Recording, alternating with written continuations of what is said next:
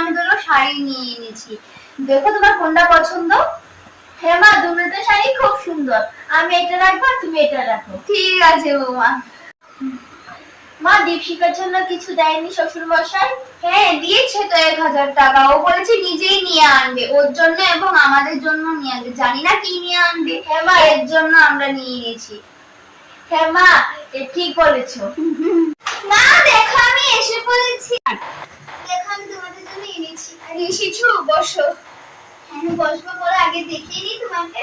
আচ্ছা, এনেছো জানো, তাহলে আমাদের জন্য কি এনেছো একটু দেখিয়ে দাও। হ্যাঁ হ্যাঁ, এটা ওইটা তোমাদের জন্য, তোমার জন্য, আর এটা তোমার জন্য উপরেরটা, আর এই দুটো তোমাদের জন্য, তোমার জন্য, আর এই দুটো আমার জন্য।